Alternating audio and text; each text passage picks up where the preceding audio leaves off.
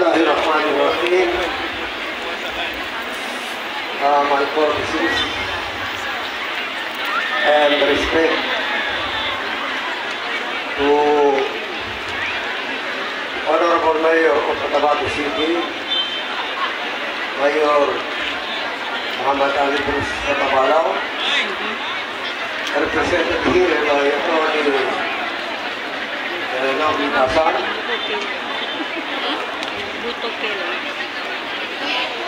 My courtesy and respect to the Farm Senior Minister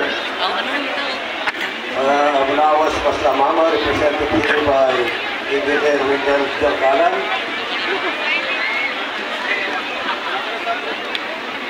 The Honorable Deputy Minister Harun Liling,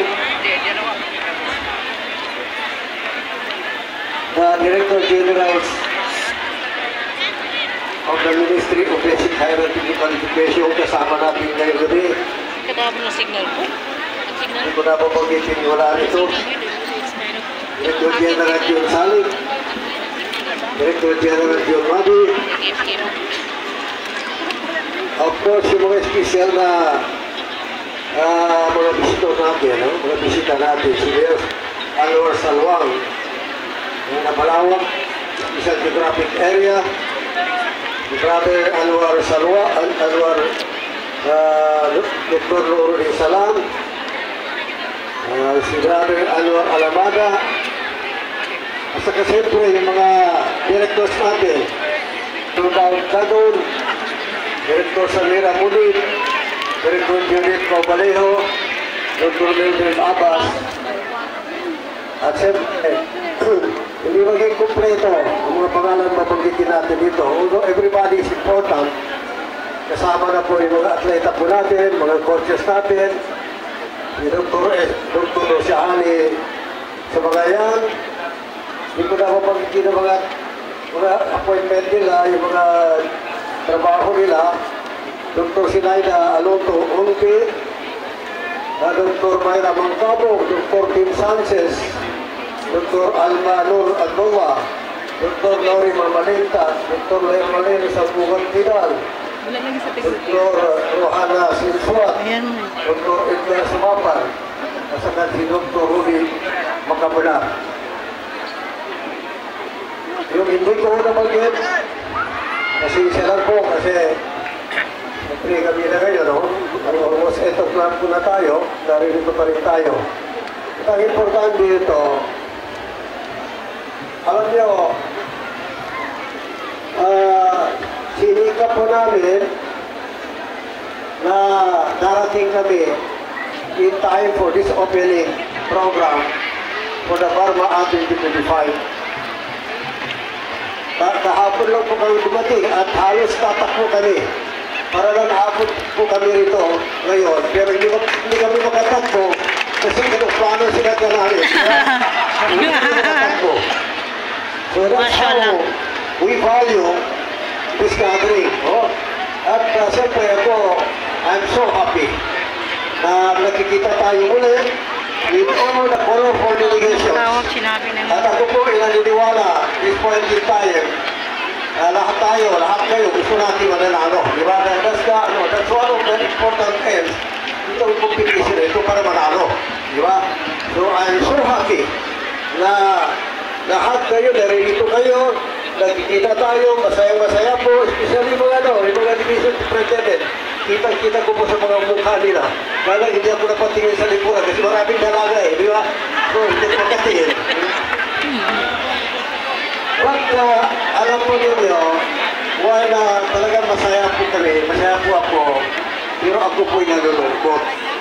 Bakit po ako nalulungkot ngayon, Kasi hindi ko po nakita yung delegation ng Sulu. Hindi po natin kasama ngayon delegation ng Sulu.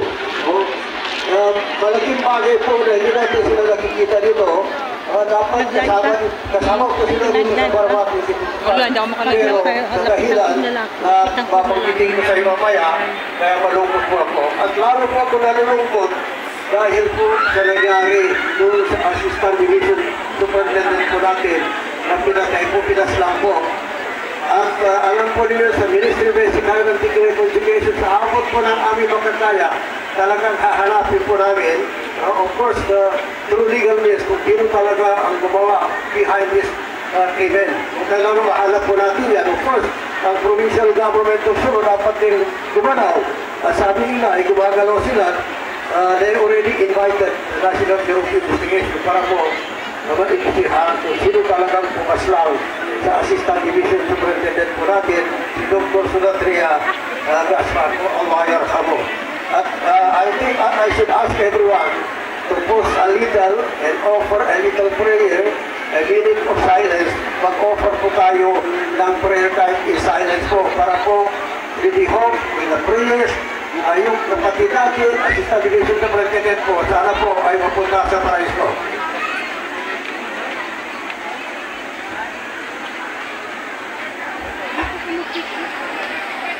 Assalamualaikum warahmatullahi wabarakatuh. Babasahin ko po ang portion ng speech na ito. Kasi magagalit gumawa.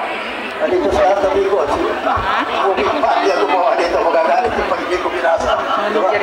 Kasi nagtanong yung lalaki, sabi ilang kasabi ko, ani, bakit 5 lang nakita? May pinuntahan ko. Kasi nagtanong naman ulit siya. Dedicated teachers, coaches, sports officials, proud parents, and most importantly, mga young and talented athletes. Napadari ka na, pero mong video na dito, telepunta na. You ay present evening. At pinagit ito araw eh. Pero gabi ngayon, kaya pinagit yung araw ng gabi. Yung lalaki kasi nagtanong Pride and joy that I welcome all of you to the Burma Art 2025. This annual gathering of student athletes across the Bangsamoro is more than just a competition. It is a celebration of talent, discipline, and the unbreakable spirit of unity that defines our people. This year's theme, championing peace and unity through Bangsamoro sports, encapsulates what we hope to achieve, not just in this event, but in the broader vision of the Bangsamoro government. Sports are powerful equalizers, bridging differences in language, ethnicity, and background. They bring individuals from diverse provinces, islands, and municipalities together under the banner of sportsmanship, determination, and shared goals. In the Bangsamoro region, where we remain dedicated to peace, education, and development, sports are essential for promoting unity and resilience among our youth. Through sports, we strengthen our advocacy for inclusive education, ensuring that no Bangsamoro learner is left behind, not in academics, not in leadership, and certainly in the pursuit of athletic excellence. We firmly believe that every young person, regardless of the economic status or geographical location, deserves the opportunity to develop their skills in the classroom or the playing field. At this juncture, let me remind everyone about what sports offer in terms of valuable lessons for us. Unang-una, first, kailangan natin ang discipline. Discipline and hard work are essential.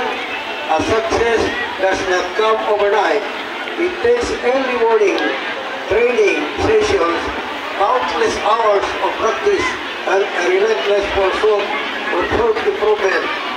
This discipline will set you apart, not just as an athlete, but as a future leader of professionals in Bangsamoro. Pangalawa, resilience in the face of challenges is another crucial lesson that we have and we must learn during this Burma Art 2025. There will be moments when you stumble, lose again, you thought you would win, or feel exhausted and ready to give up. But remember, resilience is the key to growth. Setbacks are not failures. They are stepping stones of future victories. Pangatlo po, teamwork and camaraderie are equally important in sport. You learn that individual brilliance can shine, but true success comes from teamwork, whether in basketball, volleyball, relay races, or any other sport, teamwork is the foundation of outstanding achievement. This same principle applies to our communities and governance of the Bangsamoro region. Fourth, another key value is respect and sportsmanship. Winners will always respect your fellow athletes, coaches, referees, and supporters. Tubig. True champions carry themselves with grace, showing respect even to in defeat and humility in victory. Finally, perseverance and drive for excellence define Bismillah. Finally, perseverance and the drive for excellence define a great athlete. Some may take home gold medals, while others may not. But that would not define your journey as an athlete. If today, not your day, let this experience fuel your determination to improve. Push yourself harder and come back stronger in the next competition. Greatness is built through persistence and unwavering commitment to excellence. Lastly, having said all these points and issues, let me put a challenge to all of us, including me. Everybody, the athletes, the coaches, division superintendent, assistant division superintendent, I'm not blaming anyone. If I have to blame anyone, I will blame myself first because I'm your minister. Whether in success or in failure, especially in failure, I will be the one to be accountable for that. And if it is victory, probably I would be the last, or probably I join the crowd. I will not claim full role or responsibility for any success that we achieve. But this challenge is very important. Kailangan natin mag-improve. For the last palarong pambansa, magandang record natin.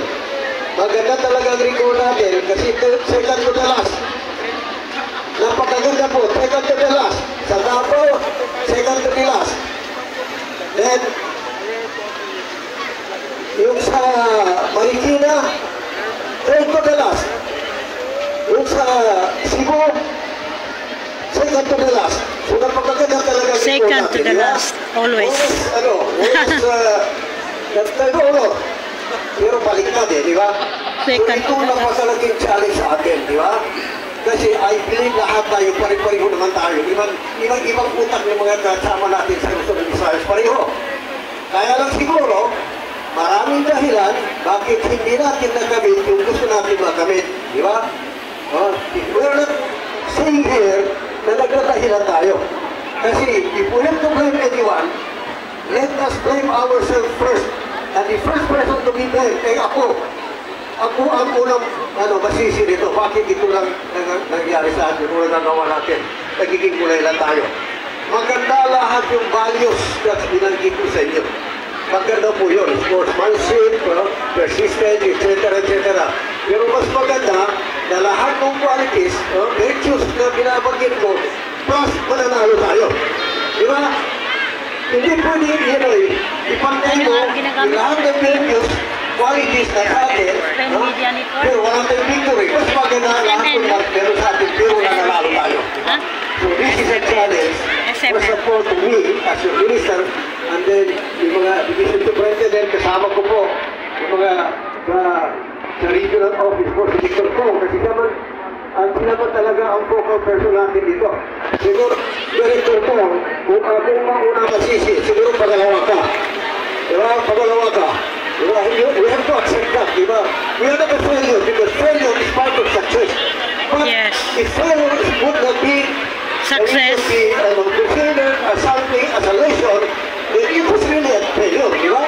So kailangan yung failure, kailangan magiging source ng inspiration natin, magiging dahilan na yun to strive more and more para the next time around, ito maganda naman ang report natin, di ba? Dapat sana magiging tayo sa taas, hindi sa kulela, di ba?